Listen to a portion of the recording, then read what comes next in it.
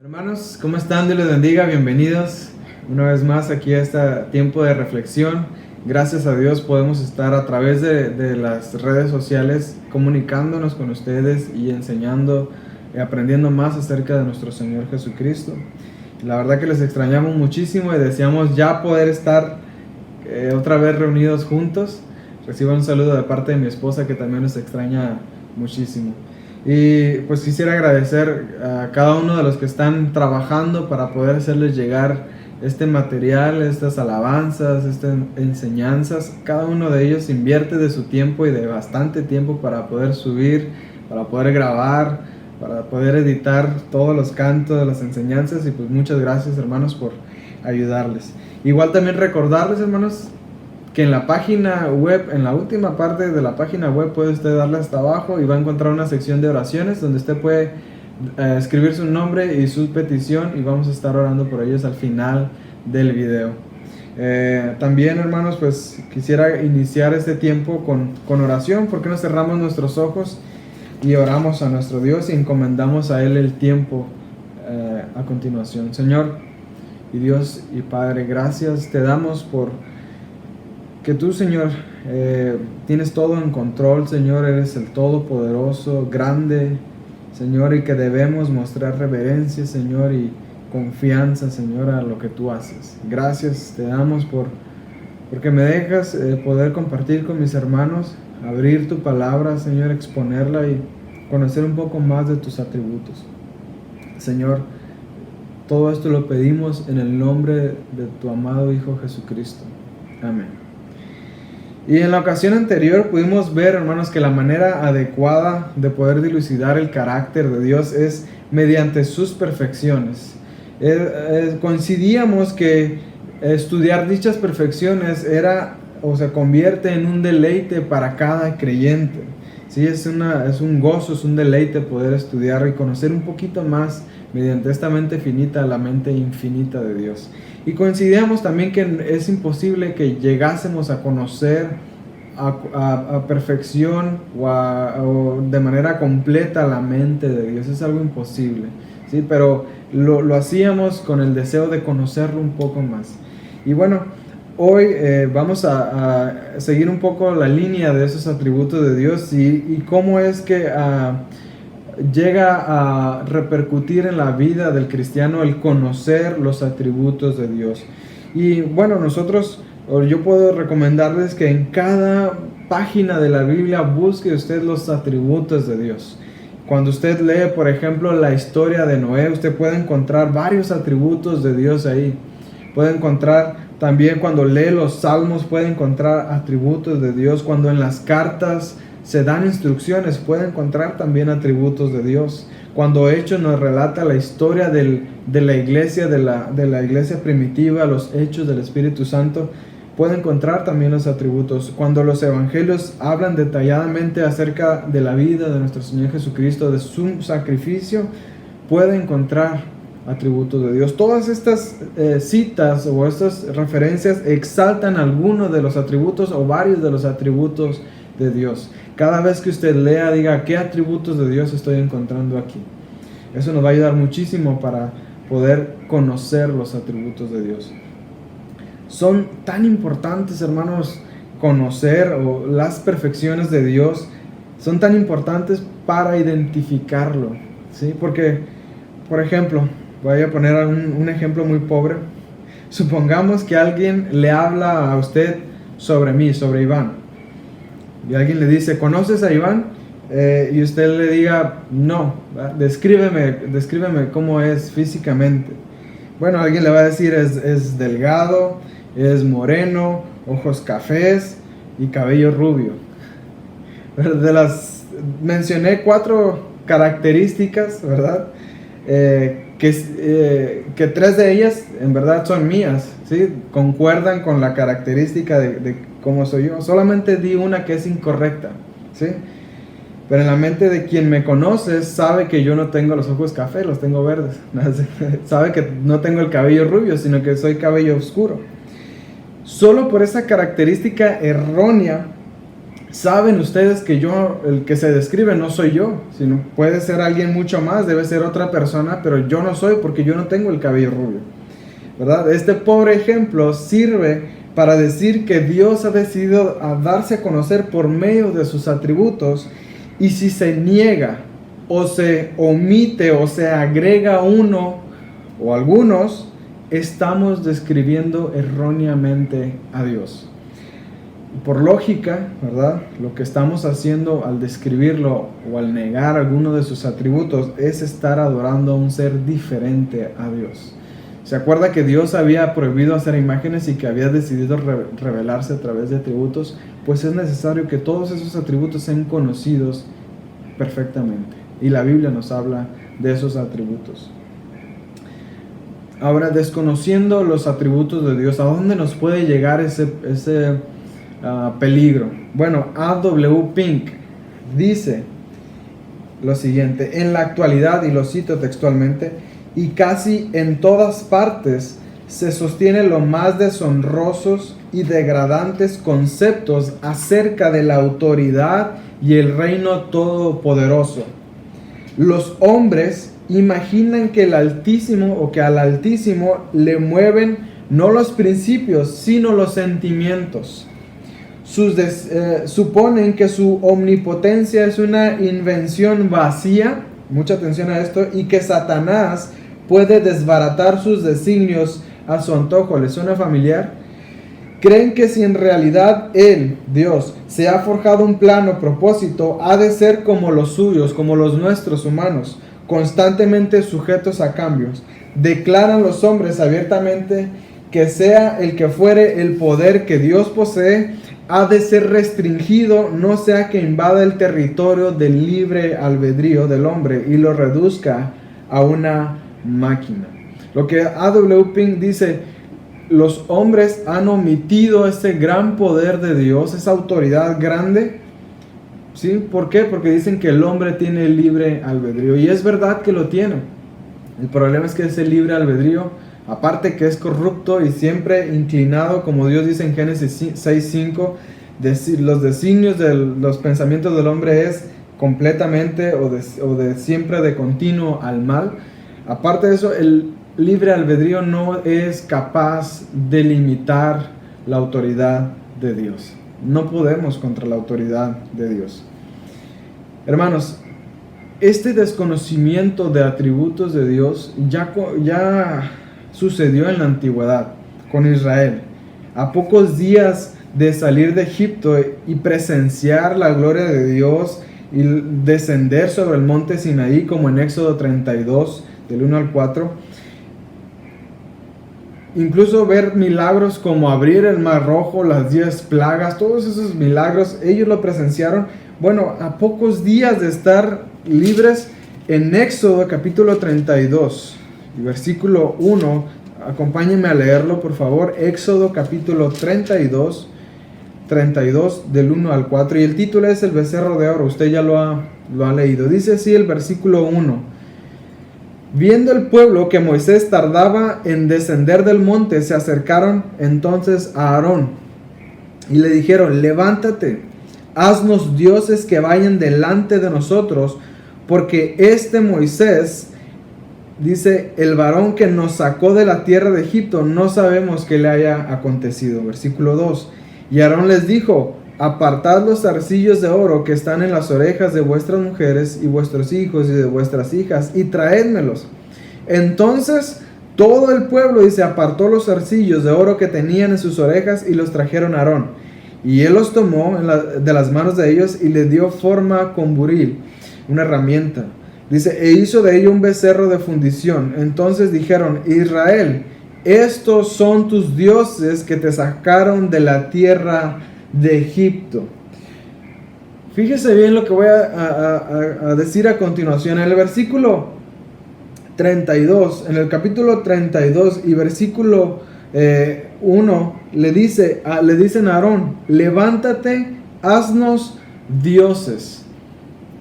En el original, hermanos, la palabra que usan ellos al decir dioses es la palabra Elohim, ¿sí? Este era el nombre con el que se conocía a Jehová. Moisés utilizó este nombre, el Elohim, en Génesis capítulo 1 y versículo 1, que dice: en el principio creó Dios. La palabra que usa ahí es: en el principio creó Elohim, ¿sí? Que es una palabra plural que denota el primer avistamiento de la Trinidad. Pero fíjese bien, los israelitas querían darle forma a Elohim, a Jehová, ¿sí? Querían hacer una imagen del Dios que los sacó de Egipto y rendirle adoración. Ellos pensaban que estaban haciendo bien. Fíjese bien lo que dice el 32:4. Dice: estos entonces dijeron: Israel, estos son tus dioses. Este es Elohim, otra vez, que te sacó de la tierra de Egipto. Pensaban que estaban adorando al Dios que los sacó de Egipto. Ellos no estaban innovando otro Dios, ellos no estaban inventando otro Dios, pero por la ignorancia de no conocer verdaderamente a su Dios, estaban cometiendo pecados, estaban humanizando a Dios. Fíjese lo conveniente de esto. Ellos estaban haciendo el Dios que los sacó de Egipto, ¿sí? Ellos pensaban que era Jehová, pero estaban haciendo un Dios manejable, manipulable, un Dios humano, humanizado. Y hermanos, por esto es necesario que estudiemos el atributo del día de hoy, la supremacía de Dios. Este atributo considero yo personalmente que es uno de los más reconocidos. Fíjense bien esto. Muchas personas creen que Dios es supremo y Dios es grande y Dios es poderoso, pero es el menos creído por la iglesia cristiana, ¿sí? Y cuando digo menos creído, también analice si usted que está viendo este video cree que Dios es supremo. Quiero leerles una publicación, ¿sí? que leí en Twitter. Y quiero leérsela, no para evidenciar a esta persona, porque no voy a decir su nombre.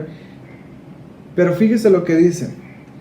Cuando me comparo, esta cita de esta persona dice: cuando me comparo con alguien y anhelo los dones y talentos de otros, fíjese bien lo que dice a continuación: limito a Dios, porque Él quiere hacer conmigo algo que es único, ¿sí? ¿Qué opina usted sobre esa publicación? Todo está muy bonito empapelado como algo cristiano, pero ¿es cierto esto? ¿Dónde encontramos a través de la Biblia la virtud de la supremacía de Dios? Cuando encontremos esta respuesta, vamos a poder tomar una posición más clara acerca de esta publicación que hizo esta persona. ¿Dónde encontramos en la Biblia esta virtud? ¿Dónde encontramos en la Biblia acerca de la supremacía de Dios? Puede ser incluso, si usted abre Hebreos, el autor de Hebreos va a hablar uno tras otro, la superioridad o supremacía de Dios. Entiéndase por supremacía a una preeminencia o superioridad jerárquica, ¿sí? En Primera de Corintios, quiero que me acompañe, Primera de Crónicas, capítulo 29. En Primera de Crónicas, capítulo 29, vamos a ir buscando en la Biblia dónde está esa supremacía de Dios. Primera de Crónicas, capítulo 29, versículo 10. Dice así: Asimismo se alegró mucho el rey David y bendijo a Jehová delante de toda la congregación, y dijo David, fíjese bien la oración de David, eso es importante, dice: bendito seas tú, oh Jehová, Dios de Israel nuestro Padre, desde el siglo y hasta el siglo. ¿Qué atributo de Dios puede ver ahí? La eternidad. ¿Se da cuenta? Desde el siglo hasta el siglo. Versículo 11. Tuya es, oh Jehová, vienen estas palabras. Fíjese bien cómo él empieza a reconocer lo que le pertenece a Dios. Dice, la magnificencia, ¿sí? Y el poder, la gloria, la victoria y el honor, porque todas las cosas que están en los cielos y en la tierra son tuyas. Tuyo, Jehová, es el reino y tú eres excelso sobre todos. Las riquezas y la gloria proceden de ti y tú dominas sobre todo. En tu mano está la fuerza y el poder, y en tu mano el hacer grande y el dar poder a todos. Ahora pues, Dios nuestro, nosotros alabamos y loamos tu glorioso nombre, porque ¿quién soy yo y quién es mi pueblo para que pudiésemos ofrecer voluntariamente cosas semejantes, pues todo es tuyo, y de lo recibido de tu mano te damos, porque nosotros extranjeros y advenedizos somos delante de ti, como todos nuestros padres y nuestros días sobre la tierra, cual sombra que no dura. David, en esta oración que él está haciendo, él adora la magnificencia. Otra palabra para magnificencia es suntuosidad, que significa sumamente espléndido o lujoso en extremo. Dios es sumamente espléndido.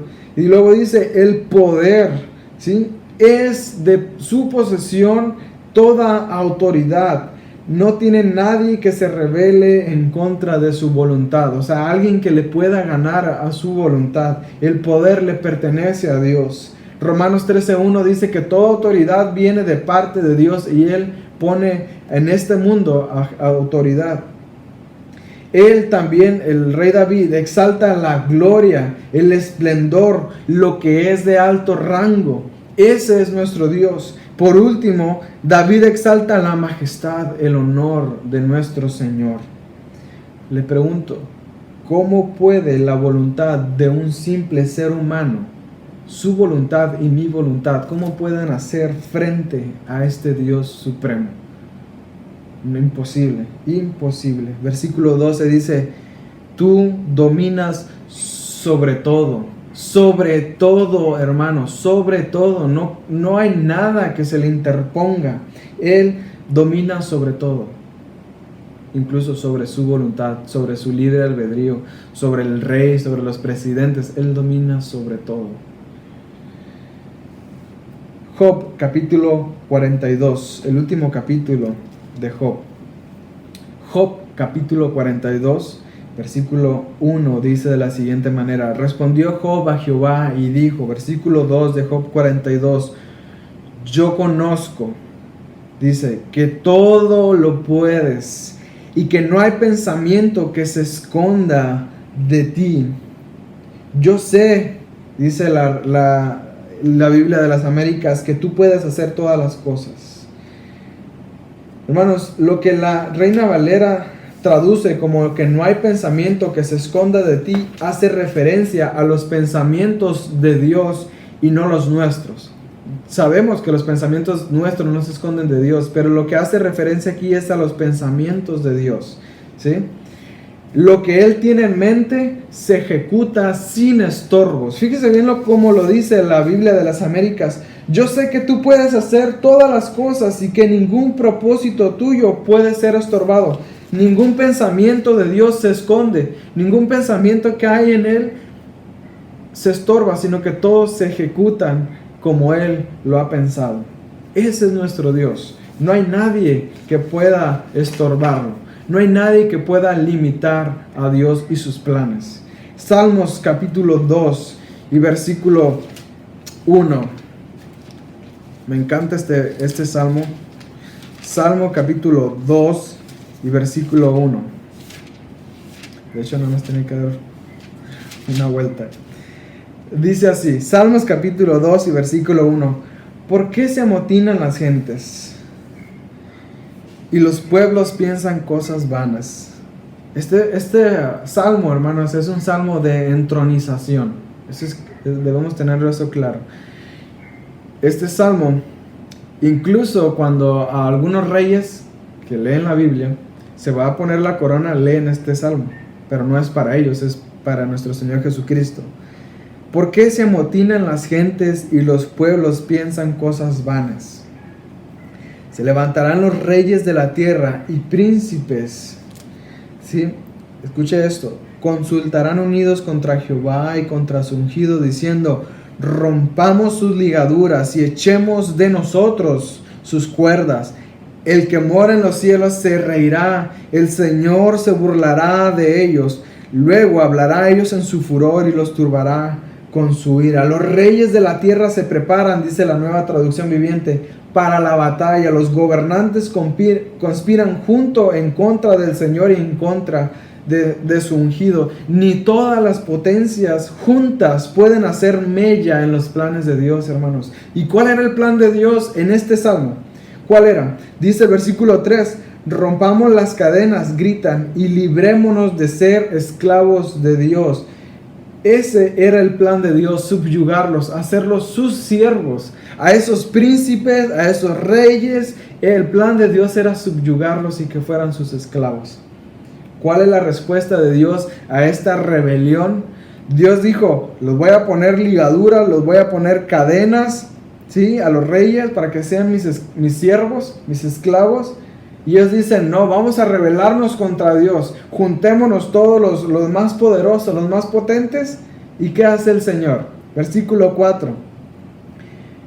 El que mora en los cielos, estoy leyendo en la Nueva Traducción Viviente, el que mora en los cielos se reirá. El Señor se burlará de ellos. Hermanos, ¿puede entender lo que está leyendo? ¿Entendemos? Dios se divierte del plan que formulan en contra de lo que ya ha decretado.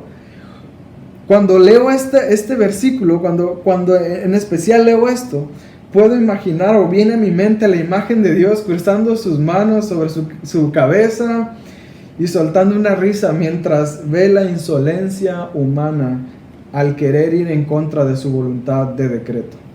Eso viene a mi mente, el Señor riéndose, soltando una carcajada, así como sucedió en la Torre de Babel. Estos hombrecitos querían hacer una torre para poder llegar al cielo, y el Señor en su poder, en su voluntad, Él decide confundirlos, simplemente cambiarles el lenguaje, pudiendo soltar ángeles, millares de ángeles para que los atacaran y los destruyeran. Él dice, nada más les confunde un poquito su idioma y listo. Ese es el poder de Dios. Versículo 5. Luego dice, fíjese bien la reacción de Dios, después de que Él ya se burló de ellos, que se rió.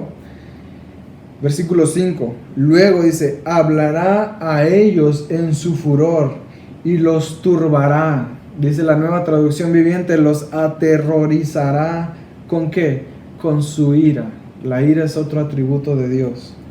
Hermanos, hay ocasiones que escucho que dicen, es que eso era antes, ¿sí? Ese es el Dios del Antiguo Testamento. Ahora estamos bajo la gracia. Yo creo que usted lo ha escuchado eso, pero eso es erróneo, hermanos. Este salmo es un salmo de entronización. ¿Y cuándo sucedió la entronización? Cuando el Señor Jesucristo resucita y va al cielo y es entronado y es coronado Rey de Reyes. Lea por favor Juan capítulo 13 y ahí va a encontrar esa dice el Padre el Padre es glorificado y Él lo va a glorificar a su Hijo. Fue al cielo y es declarado Rey de Reyes. Hermanos, este es el Dios que tenemos.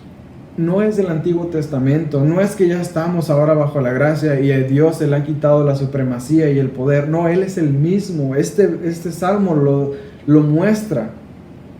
Recordemos, hermanos, que es un salmo de entronización. Es un salmo después de la ascensión de nuestro Señor Jesucristo.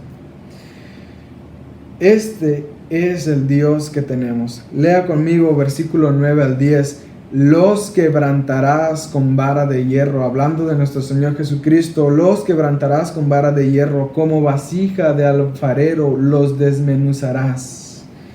Es el Dios que tenemos, ese es el poder del Dios bíblico, solamente que se ha distorsionado la imagen de Dios. Oscar decía a un viejito bonachón en el cielo, pero este es el Dios que tenemos en el cielo.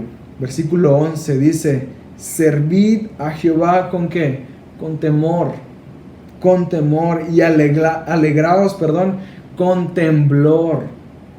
Honrad al Hijo para que no se enoje y perezcáis en el camino, pues se inflama de pronto su ira. Bienaventurados todos los que en Él confían. ¿Sí? El Salmo 96, capítulo 96 y versículo 4 dice que tenemos un Dios temible. ¿Sí? Y esa característica de Dios no cambia, porque Dios no cambia. Si cambiara, entonces no sería Dios, se contradeciría. Salmos, otro de mis salmos favoritos que me encanta, nunca me canso de leerlo. Salmos capítulo 135.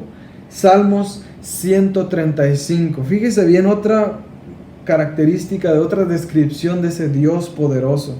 Salmos 135, versículos 5 al 7, dice de la siguiente manera: porque yo sé que Jehová es grande, y el Señor nuestro mayor que todos los dioses. Fíjese bien lo que dice el versículo 6 a continuación, márquelo, subráyelo, apréndaselo de memoria. Dice, todo lo que Jehová quiere, lo hace.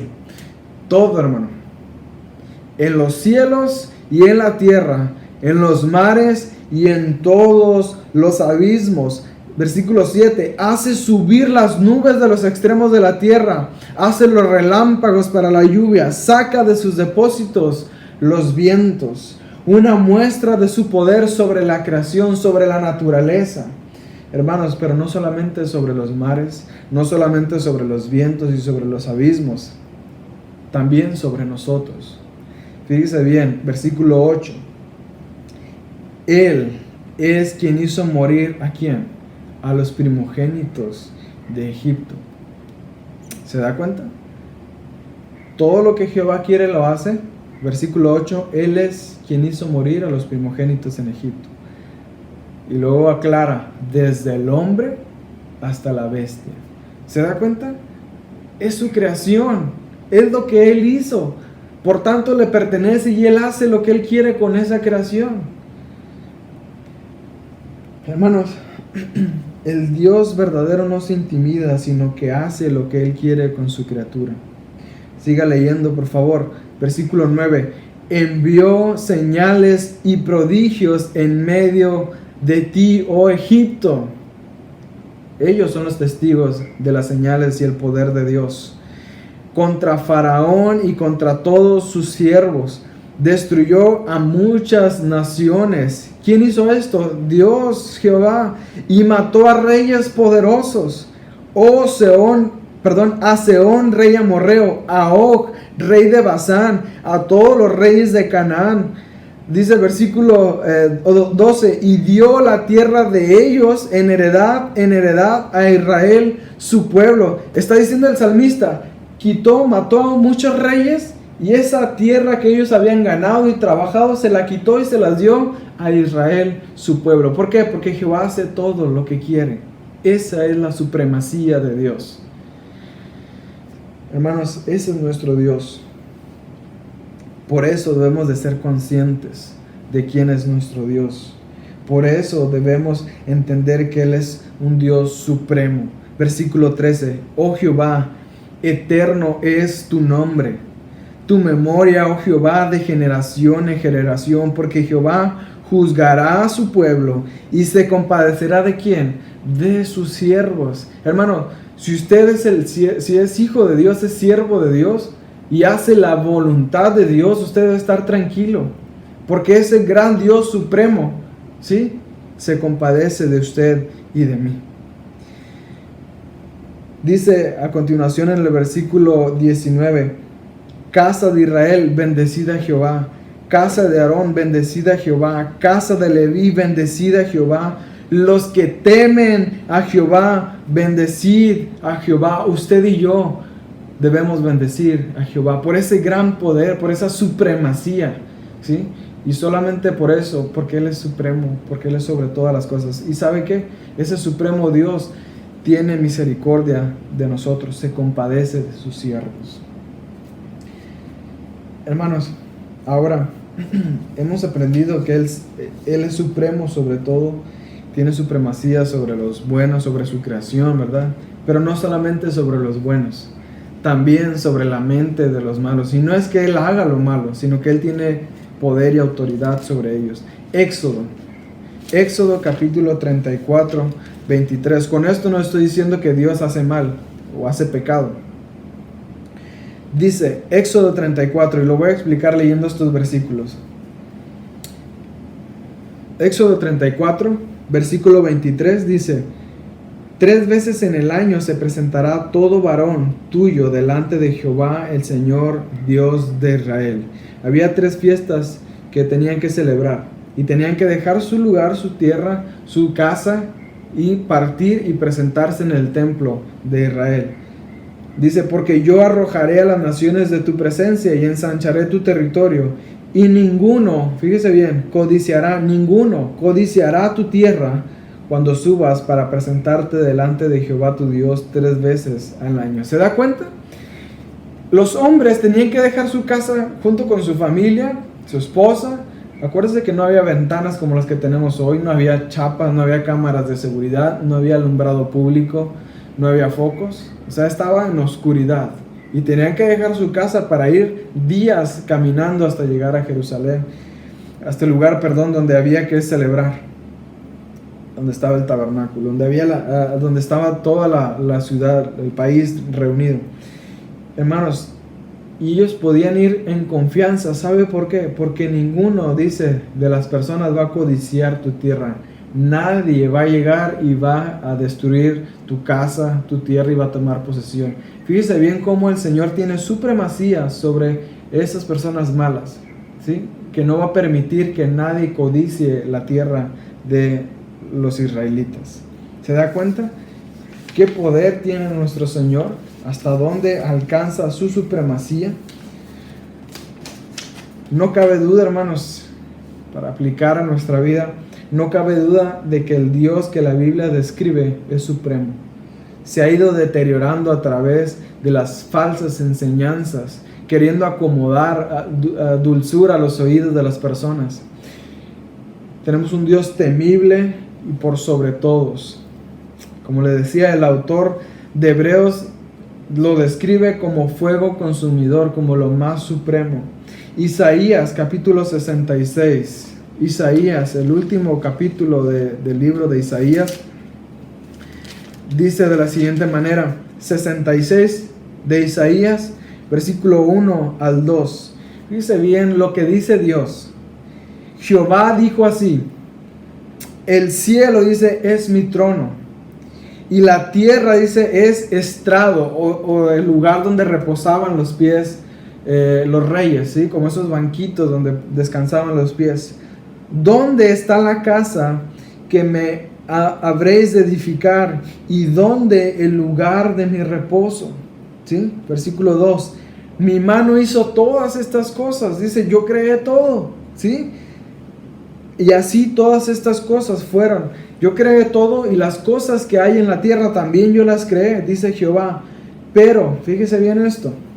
Isaías nos dice a quién va a mirar nuestro Dios con agrado. Dice, pero miraré a aquel que es pobre y humilde de espíritu, y que tiembla a mi palabra. En otras palabras, nos dice la manera, Isaías, de que en que debemos dirigirnos ante el Rey de Reyes. Spurgeon decía sobre esto: los que han visto a Dios en cualquier tiempo han temblado a Él. ¿Se acuerda de Juan cuando vio al Señor? Cayó como muerto. Daniel también. Dice, han caído temblado ante Él, dice, y a su palabra. Pues la palabra del Señor está llena de majestad. Hay una realeza divina en cada frase de la Escritura, que el verdadero creyente siente y reconoce, y por eso tiembla delante de ella. Ahora, ¿todos deben temblar ante Dios? ¿Sabe que no? Solo los que desean que la bendición esté sobre ellos. Aquellos que quieran que Dios los mire. No todos lo hacen, ¿sí? No todos lo hacen, y eso es, incluso hay cristianos que no tiemblan ante Dios, ante su palabra. Arguyen que Dios es nuestro amigo y podemos hablarle de tú a tú, ¿verdad? Y se atreven y predican y hablan como si no tuviesen respeto ante Dios. Concuerdo completamente en que Dios es nuestro amigo, pero eso no demerita su supremacía. Al contrario, eso debe hacer eco en nuestra concepción de ese supremo Dios. ¿Cómo es que el supremo Dios me amó? ¿Cómo es que ese supremo Dios se hace llamar mi amigo? En vez de hablar en contra de él de una manera tan beligerante y hablar de tú a tú, debemos demostrar respeto a nuestro Dios. Hermanos, mi maestro ponía un ejemplo de cómo es temblar ante la palabra de Dios. Decía él que en una ocasión una mujer de su congregación, una hermana, se acercó a él sobre una cita en 1 Corintios que hablaba sobre el velo. Y ella dijo, hermano, ella traía puesto el velo y él notó eso diferente en ella. Y él le pregunta por qué traía eso. Y ella le dice, hermano, es que leí esto acerca de la palabra de Dios del velo, pero no sé si aplica para mí o no aplica para mí. ¿Sí? El hermano dice que sus lágrimas corrían de ver ese temor de la palabra de Dios. La hermana no sabía si aplicaba o no, pero para evitar pecar, ¿sí? Para ese temor, ella dijo, me lo pongo, ¿verdad? Si estoy mal, que después me corrijan, ¿verdad? Y me lo quito. Pero ella primero dijo, tengo temor a lo que la palabra de Dios dice, obedezco lo que la palabra de Dios dice. Esa supremacía, además, hermanos, de temor, debe de producir al creyente no solamente temblor y temor, sino también seguridad. Porque el temible Dios no actuará en contra de sus escogidos. La palabra de Dios en Juan capítulo 28 y 29 dice que estamos en la mano del Padre y del Hijo. Ese Dios supremo nos tiene en sus manos. Por el contrario, la ira de Dios, de ese supremo Dios poderoso, está sobre los que no creen, según Juan capítulo 6 y versículo 36. Hermanos, honremos al Hijo, honremos al Padre y al Espíritu Santo como ese supremo Dios. Le vuelvo a leer lo que le leí al principio, lo que decía la publicación. Cuando me comparo con alguien y anhelo los dones y talentos de otro, ¿limito a Dios? ¿En verdad podemos limitar a Dios con alguna de nuestras decisiones? ¿Podemos limitar a Dios en su voluntad decretada? Yo creo que no. A la luz de todos estos versos, no podemos hacer eso. Por el contrario, hermanos, oremos a nuestro Dios y pidamos que Él nos dirija en su voluntad, en lo que Él quiere, que le honremos al Hijo como lo que Él es, el Rey de Reyes y Señor de Señores. ¿Por qué no oramos, hermanos?